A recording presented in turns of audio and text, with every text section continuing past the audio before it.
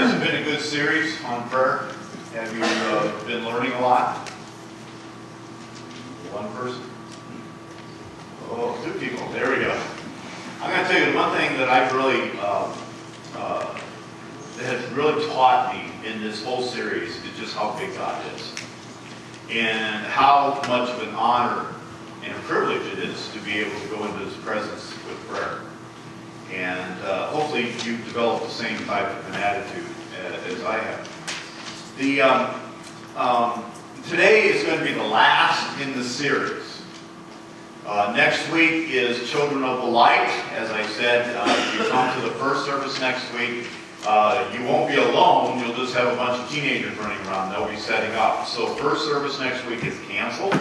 And we want you to come to the second service to really encourage these kids. So, and then then the Sunday after that, we are starting in an Easter series. We'll be talking about Easter and the importance of it.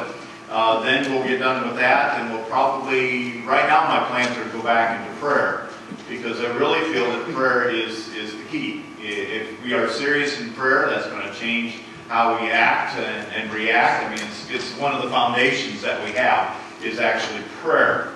Now today, if you notice, what was the scripture? Anybody know what that prayer was? The Lord's Prayer. What was missing from the Lord's Prayer?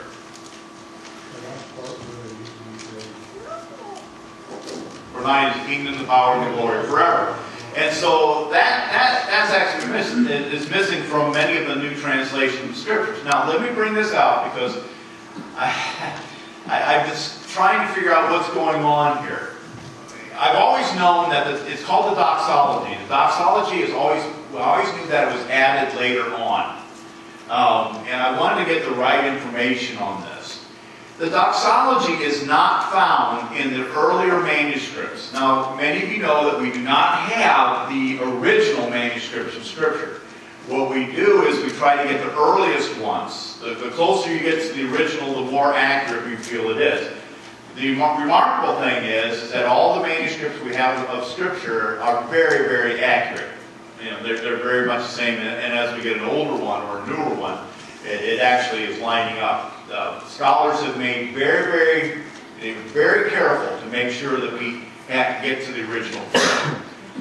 Now, so what about the doxology? Where's the doxology? This is kind of the weird part of the whole thing. Even though we do not have the original manuscripts, they don't have it. But we also have earlier writings than the original manuscripts that have it. You know what I mean? There's a document called the Didactic, and that was written between 70 AD and 140 AD. Now we know that Jesus died in around 33 AD, so there's about 40 years there. But in that's just a document that shows where the church is at. You know, what some of the things that were going on in the church at the time. And that had the doxology in it, even though the earlier manuscripts don't. Did I just totally confuse you? Okay. What we consider to be Scripture does not have it, but earlier writings that we don't consider to be Scripture do have it. And so the church kind of has adopted that. Now, does it mean that the doxology is something we should not say? No, it's there. There's nothing wrong with it. I mean, it's a part of a traditional Lord's Prayer. But when you don't see it in Scripture, when we just quote Scripture, you go, where's it at? Well, the earlier manuscripts don't have it, and we want to be as accurate as possible. Did I get that? I totally confused all of you.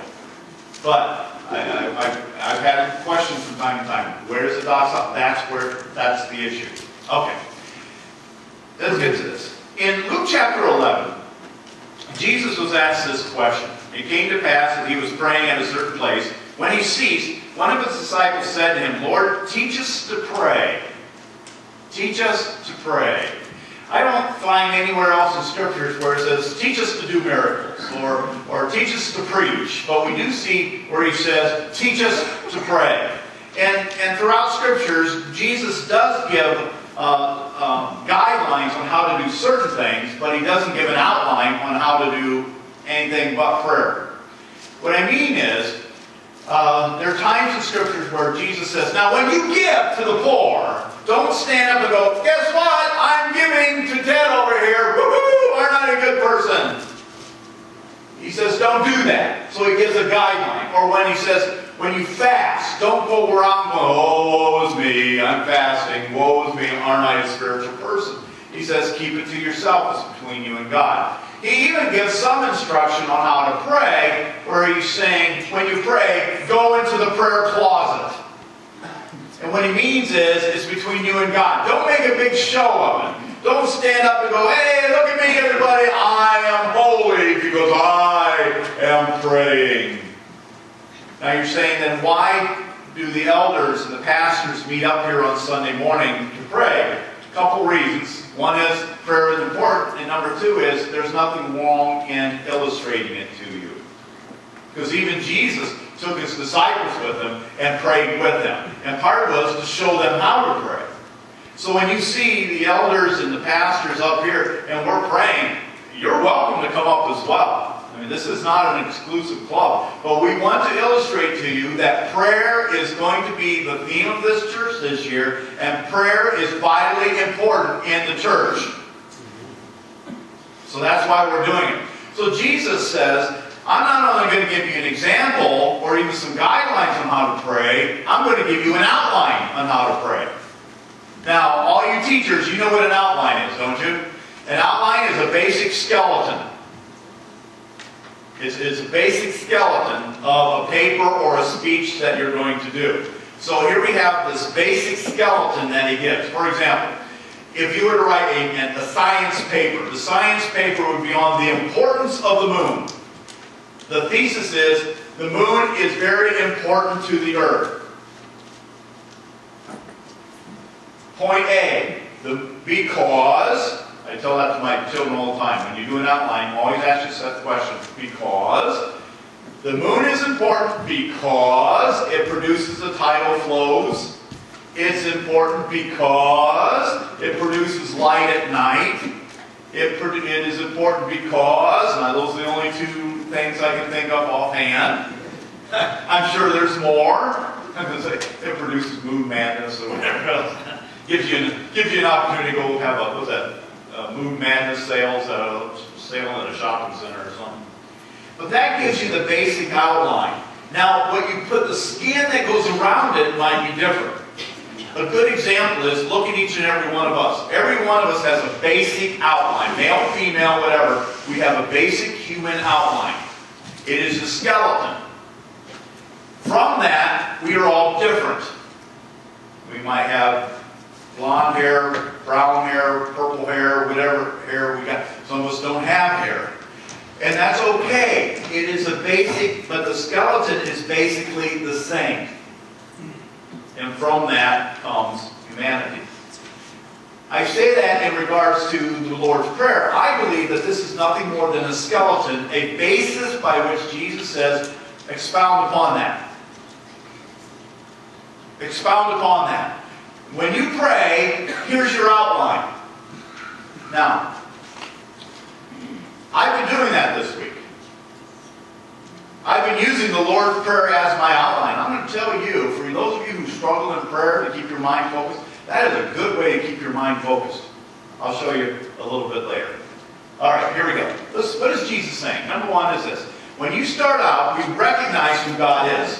Okay, kids, once again, if you fill out your forms, we got stuff up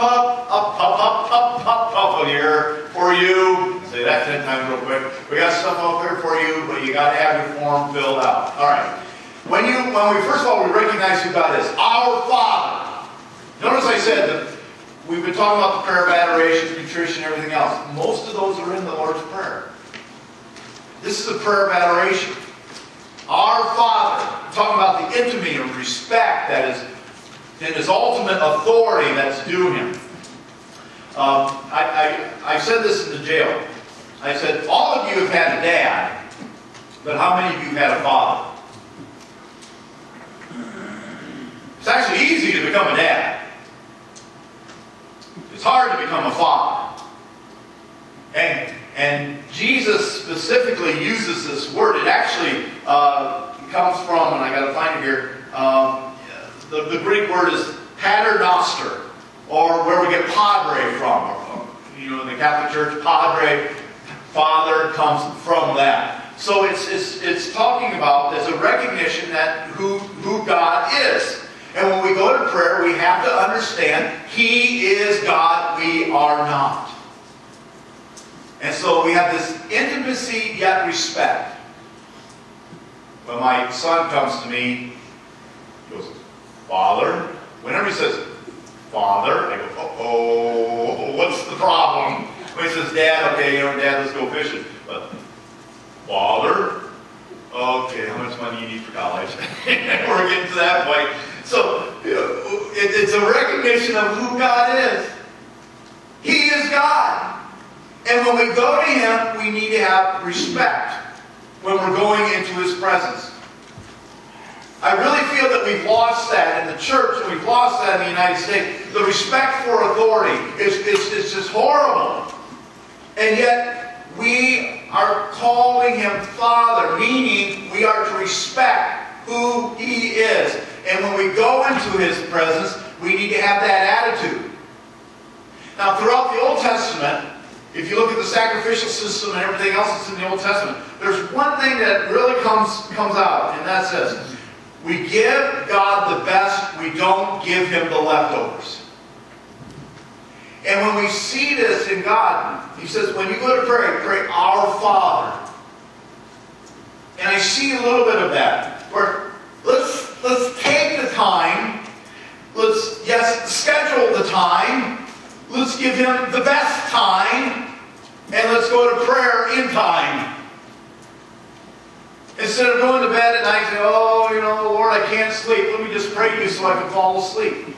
No, maybe we need to give Him a room in your house. I mean, many of us are older. We don't have empty rooms. Give Him that room in the house that is just for Him. And you go into that room and you use that time that is scheduled during the day. Yes, even during the NCAA bracket, basketball team, because all my teams are now out. So give Him that time. God, this is Your time. I'm giving You the best time.